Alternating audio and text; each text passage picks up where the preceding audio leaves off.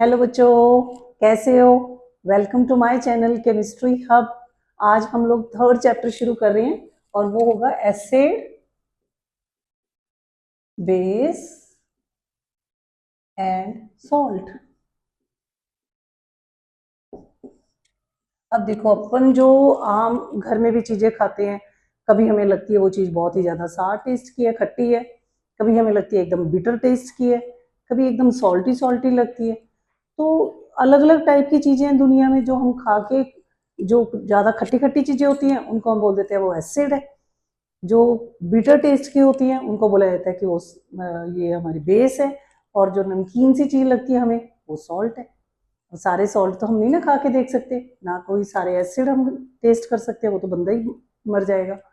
तो लैब के अंदर एसिड कौन सा है, बेस कौन सा है, सॉल्ट किस टाइप का है, उसको चेक करने के लिए कुछ रिएजेंट्स होते हैं जिनको हम बोलते हैं इंडिकेटर्स। क्योंकि कोई बंदा ऐसे नहीं है कि भी लैब में गया और एक बॉटल उठाई, उसका टेस्ट करके बता दिया लो जी ये तो एसिड है, या ये टेस्ट करा और बेस है, ऐसा नहीं हम बता सकते। तो कोई भी एसिड, बेस या सॉल्ट को बताने के लिए हमारे पास कुछ केमिकल्स होते हैं। उन केमिकल्स को हम बोलते हैं इंडिकेटर्स हैं। अब ये इंडिकेटर भी आगे दो तरह के हैं।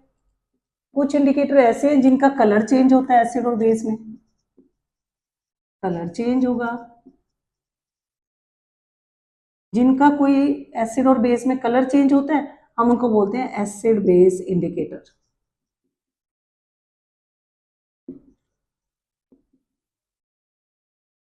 पर कुछ ऐसे भी इंडिकेटर्स होते हैं जिनकी स्मेल चेंज होती है। जिनकी स्मेल चेंज होती है उनको बोला जाता है all factory indicators. All factory indicators. चलो थोड़ा थोड़ा सबके बारे में पढ़ते हैं। अब पहले आ गया एसिड बेस इंडिकेटर्स।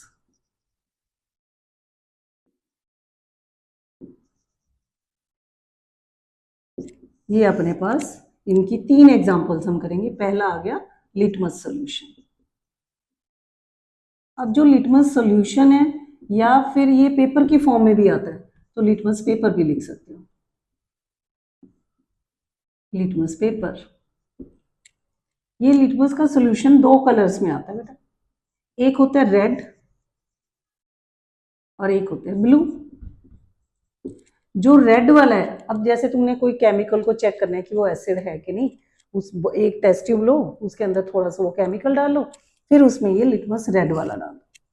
अगर रेड वाला लिटमस किसी भी चीज में डालने से ब्लू हो जाए, तो पक्का जो मैंने टेस्ट ट्यूब के अंदर केमिकल लिया है वो कोई ना कोई बेस था, बेसिक चीज थी।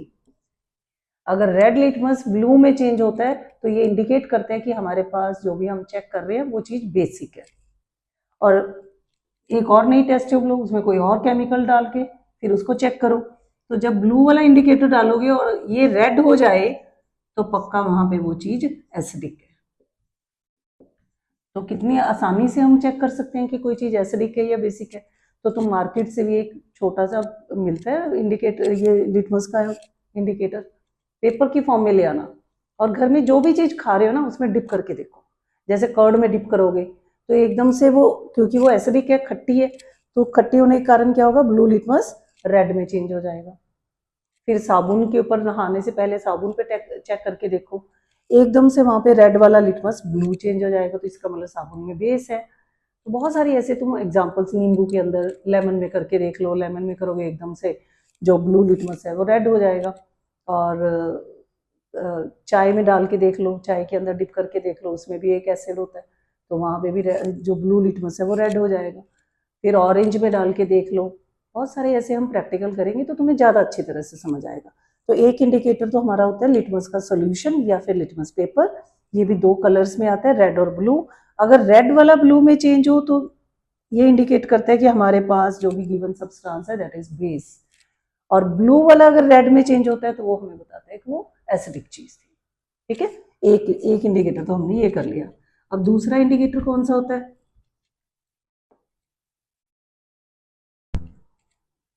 Methyl orange.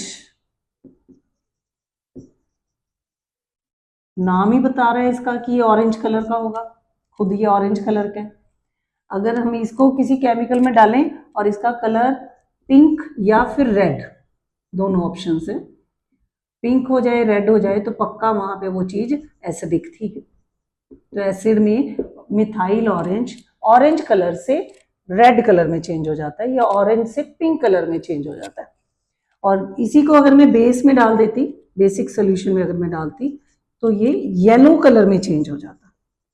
Methyl orange if changes from orange to yellow, then the given substance is basic in nature, and if it changes from orange to red या फिर pink, then that substance is acidic. Okay, this is your second indicator. And third one is phenolphthalein.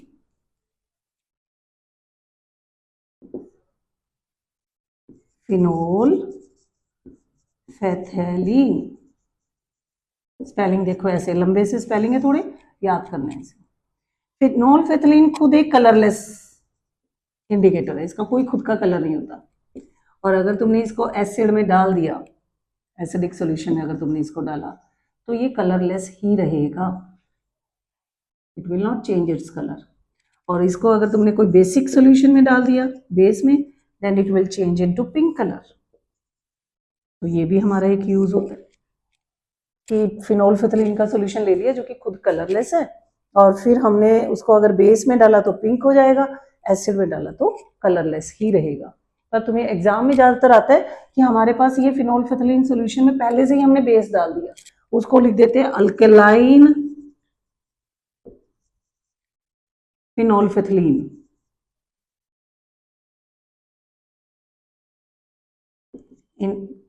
Alkaline फिनोल्फेथलीन, ये अब colourless नहीं होगा क्योंकि word आगे लग गया अल्कलाइन। अल्कली का मतलब बेस, कि ऑलरेडी हमने उसके अंदर बेस डाल दिया है, तो ये पिंक कलर का पहले से ही हो चुका है बेटा, पिंक कलर का है ये। और अब अगर मैंने इसको एसिड में डाला, then it will change to colourless. मतलब एसिड में रहना इसने कलरलेस ही है। बिल्कुल फ्रेश फिनोल्फेथलीन डाला तो भी वो कलरलेस रहेगा।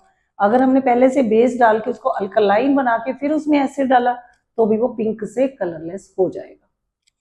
तो ये तुम्हारे 3 इंडिकेटर है जो एसिड बेस इंडिकेटर्स है। अब उसके बाद आता है कि कुछ इंडिकेटर ऐसे भी हैं जिनकी स्मेल चेंज होती है। अब जिनकी स्मेल चेंज होगी उनको हम बोलेंगे ऑल्फैक्टरी इंडिकेटर्स। इसकी 3 एग्जांपल हम होती हैं। एक है अनियन, प्याज, एक होता है क्लोव, लौंग, और एक होता है वनीला।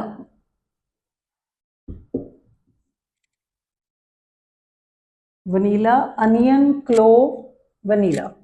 अब अनियन का छोटा सा एक प्रैक्टिकल भी करके देख सकते हो कि एक छोटा जैसे पॉलिथीन लो तुम, कुछ भी प्लास्टिक का थैली, उसके अंदर कटे हुए प्याज के पीस डाल दो, ठीक है, ये अनियन के पीसेस डाल दिए।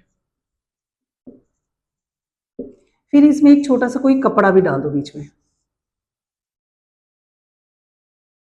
हैंकी डाल दिया मान लो, और साथ में ये प्याज के पीस है बहुत सारे, ऊपर से इसको अच्छी तरह से टाई कर दो, टाई अप, ताकि बाहर स्मेल ना जाए। अब बाहर नहीं रखना है इसको, उठा के इसको फ्रिज में रख दो। जब तुमने इसको फ्रिज में 1-2 दिन के लिए रखा, तो इसमें से परफ्यूम तो कुछ ना कुछ तो निकलेगा ही ना, प्याज के अंदर स्मेल, वो सारी की सारी इस हैंकी के अंदर चली जाएगी। 2 दिन के बाद जब तुम इसमें से हैंकी निकालोगे तो एकदम उसमें से प्याज की स्मेल आएगी। अब उस हैंकी को, उसमें से हमने प्याज की स्मेल गायब करनी है, तो उसको अगर तुम लोगों ने किसी एसिडिक सोल्यूशन से धो दिया, मान लो कि विनेगर से धोने की कोशिश की, तो स्मेल नहीं जाएगी, क्योंकि ऑल्फैक्टरी इंडिकेटर्स की स्मेल एसिडिक मीडियम में रिटेन रहती है, जहाँ है वैसे ही रहेगी। पर अगर तुमने उसको साबुन से धो दिया, अब जो सोप होती है दैट इज बेसिक सोल्यूशन, तो इमीडिएटली प्याज की स्मेल वहां से निकल जाएगी। तो इस प्रैक्टिकल से हमें पता लगा कि ऑल्फैक्टरी इंडिकेटर्स भी होते हैं which change their smell in acidic और बेसिक सोल्यूशन।